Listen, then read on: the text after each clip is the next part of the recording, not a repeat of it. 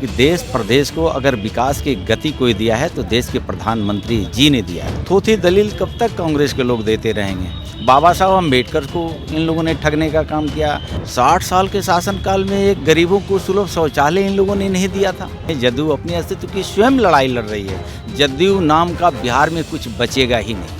नमस्कार, मैं साकेत कुमार, आप नवभारत टाइम्स देख रहे हैं। आज बाबा साहेब भीमराव अम्बेडकर की जो है पुण्यतिथि मनाई जा रही है। बीजेपी की तरफ से हमारे साथ बातचीत करने के लिए बीजेपी एमएलसी जनक राम है। कैसे देख रहे हैं जिस तरीके से अभी लगातार ऐसा कहा जा रहा है कि नीतीश कुमार जो है दलित विरोधी हैं, ऐसे में वो लोग भी एक तरफ संविधान दिवस मना रहे हैं, दूसरी तरफ पुण्यतिथि मना रहे हैं, कैसे देखते हैं? सबसे पहले आपके चैनल के माध्यम से परम पूज्य बाबा साहब डॉक्टर BR अम्बेडकर की पुण्यतिथि के अवसर पर देश और प्रदेशवासियों को हम धन्यवाद देना चाहते हैं, बाबा साहब को नमन करते हैं।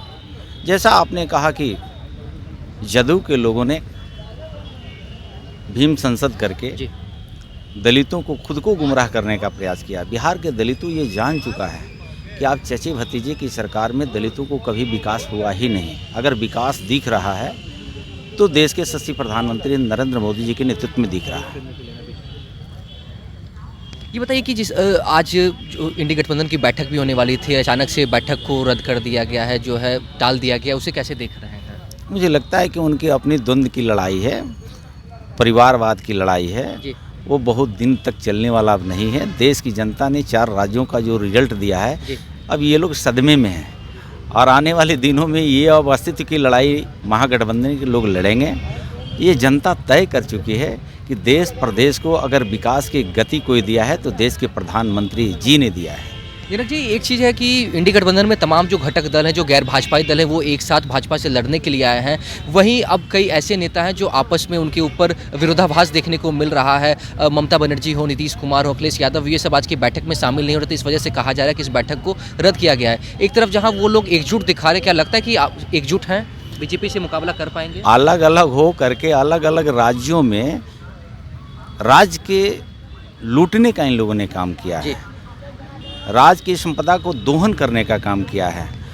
अब देश के प्रधानमंत्री नरेंद्र मोदी जी को अब इकट्ठा होकर के ये लोग चुनौती देना चाह रहे हैं। तो जनता ये देख रही है कि आपके राज्य में बिहार के मुख्यमंत्री जी खुद संभल नहीं रहा है, अब चले हैं देश की राजनीति करने। आप पहले राज्य संभालिए, राज्य तो संभाल लीजिए तो बहुत बड़ी ये देन होगी। लेकिन अब जनता ने ये तय कर चुकी है कि मुख्यमंत्री जी अब हास्यास्पद बन गए हैं। मजाक मत बनिए, राज्य की जनता को शर्मसार मत कीजिए। अब आपसे खुद बिहार नहीं संभल रहा है तो देश और प्रदेश की क्या बात करेंगे? 3 राज्यों में बीजेपी की जीत हुई है, लेकिन इसके ऊपर अब कांग्रेस की तरफ से कहा जा रहा है कि बीजेपी जो है वो झूठ और लूट की राजनीति करती है। ये तो जनता तय कर रही है ना। थोथी दलील कब तक कांग्रेस के लोग देते रहेंगे? बाबा साहब अम्बेडकर को इन लोगों ने ठगने का काम किया, कर्पूरी ठाकुर जी को, जयप्रकाश नारायण जी को, महात्मा गांधी जी को, सरदार वल्लभ भाई पटेल जी को, तमाम देश के महापुरुषों को इन लोगों ने सपना को चकनाचूर किया है। जनता अब ऊब चुकी थी महागठबंधन की यूपी की सरकार से। तब तो 14 में प्रचंड बहुमत से देश के यशस्वी प्रधानमंत्री नरेंद्र मोदी जी को लाया। और नरेंद्र मोदी जी परिवार के लिए नहीं, जात के लिए नहीं, राष्ट्र के लिए, भारत कैसे विश्व गुरु बने उसके लिए आप पूरे जीवन तन्मयता से राष्ट्र को सौंपने का काम किया। जनता ने नरेंद्र मोदी जी के साथ खड़ी है। जनक जी, 2 सवाल और रहेगा। क्या बीजेपी झूठ करती है, सिर्फ जुमला करती है? क्योंकि लगातार विपक्षी दलों की तरफ से कहा जा रहा है कि बीजेपी झूठ को इतनी बार झूठ बोलती है कि जनता जब तक उसे सच ना मान ले। आप देखे होंगे कि यूपीए में कांग्रेस में महिला भी प्रधानमंत्री रही, पुरुष भी प्रधानमंत्री रहे, लेकिन 60 साल के शासनकाल में एक गरीबों को सुलभ शौचालय इन लोगों ने नहीं दिया था। जब देश के प्रधानमंत्री नरेंद्र मोदी जी आते हैं तो इज्जत घर दे करके देश के करोड़ों करोड़ों महिलाओं को सम्मान देने का काम करते हैं।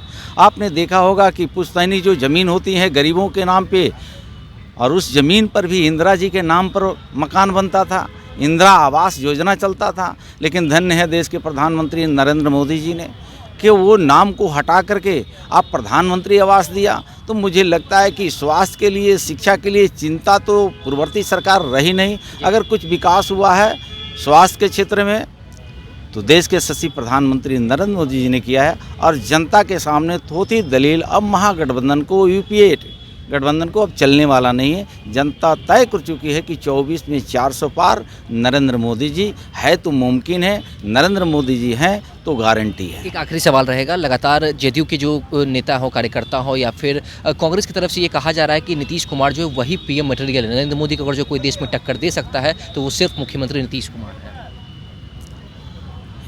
ख्याली पकाव तो देखना ही चाहिए, लेकिन मुझे लगता है कि उनके घर में ही ये दुबे जुबान से मालूम है कि अब आने वाले दिनों में मुख्यमंत्री की कुर्सी पर भी रहने वाले नहीं है। जदयू अपने अस्तित्व की स्वयं लड़ाई लड़ रही है। जदयू नाम का बिहार में कुछ बचेगा ही नहीं। तो देखा आपने किस तरीके से बीजेपी एमएलसी जनक राम साफ तौर से कह रहे हैं कि जो आज बाबा साहब भीमराव अम्बेडकर की पुण्यतिथि मनाई जा रही है वो बीजेपी कर रही है, लेकिन जिस तरीके से जदयू ने भीम संसद जो किया था वो दलितों को ठग रही है। और लगातार जो है वो जदयू की तरफ से, कांग्रेस की तरफ से ये कहा जा रहा है कि नीतीश कुमार ही पीएम मटेरियल, उस पर साफ तौर से कह दिया जनक राम ने कि आने वाले समय में मुख्यमंत्री नीतीश कुमार मुख्यमंत्री की भी कुर्सी पे बैठेंगे नहीं, इस पर भी संशय है। और इंडी गठबंधन की जो बैठक आज होने वाली थी वो रद्द हो गई, जो है डेट जो टाल दिया गया है, इस पर भी कहना है कि तमाम जो गैर भाजपाई दल एक साथ एक मंच पर आए हैं वो आपस में ही जो है लड़ाई लड़ रहे हैं कि कौन पीएम मटेरियल होगा। इस वजह से जो उनकी विचारधारा है वो सिर्फ लूट की विचारधारा है, अपने परिवारवाद को बचाने के लिए विचारधारा है। ऐसे में कभी कोई एक साथ नहीं आ सकता। फिलहाल इस खबर में इतना ही। नवभारत टाइम्स के साथ बने रहें। पटना से साकेत कुमार।